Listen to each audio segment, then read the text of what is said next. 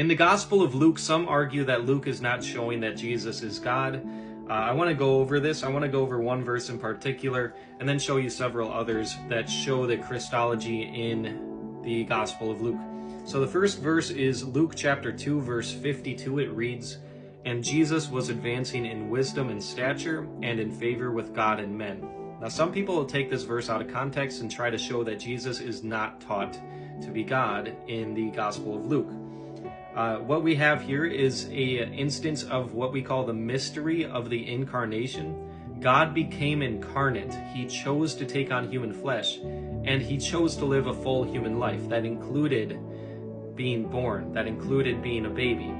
Now, if God's going to take on human flesh, clearly he's going to have to grow. Now, in Trinitarian doctrine, God is multiple who's, but one what. He is the Father, Son, and Holy Spirit existing throughout eternity, but just one God. They are not separable from one another. They are the one true God. That's a little bit hard to comprehend, I understand, but God's nature, of course, it's going to be somewhat difficult for humans to comprehend because God is taught to be like nothing in his creation.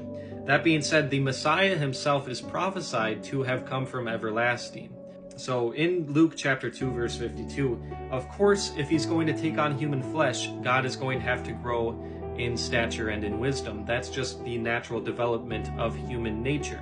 God chose to take on that human nature, therefore he went through those things. Now let's go to Luke chapter 3, the very next chapter in Luke's gospel. We've got John the disciple who's talking about Isaiah, the prophecy in Isaiah where he's saying, make straight the paths of the Lord, make ready the way of the Lord, make his paths straight. Who shows up after he's making this path straight? It's Jesus Christ. He's making ready the way for Jesus, right? Jesus is the Lord. That's why he's called the Lord over and over and over in the New Testament. In fact, Jesus calls himself the Lord in Sermon on the Mount. He refers to himself as Lord, Lord.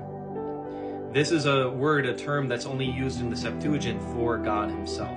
Now let's jump to Luke chapter 8. In chapter 8, Jesus is shown to be God in a few instances. First of all, Jesus calms a storm. It says here, he rebuked the wind and surging waves, and they stopped and it became calm. And then the disciples reacted by saying, who is this that he commands even the winds and the water and they obey him? In the Old Testament, of course, God is the only one that commands the winds and the water and they obey him. Later in chapter 8, it says here, after he healed a man of many demons, Jesus says to the man, return to your house and recount the great things God has done for you. So he went away proclaiming throughout the whole city what great things Jesus had done for him. This is the LSB translation, by the way. It is a literal translation. So here we've got several instances where Luke is showing that Jesus is divine. Now there's other places in Luke that show that Jesus is God in human flesh and does things that only God can do, such as forgive sins, for example. We don't got to go over every verse now. I just wanted to show you the Christology in Luke does show that Luke is teaching that Jesus is God in human flesh. Jesus Christ is God in human flesh, y'all. He went to the cross so that everyone could know God's love, mercy, forgiveness, so that everyone can have a personal relationship with him, a connection with the divine creator. Stay blessed, y'all. God really loves us.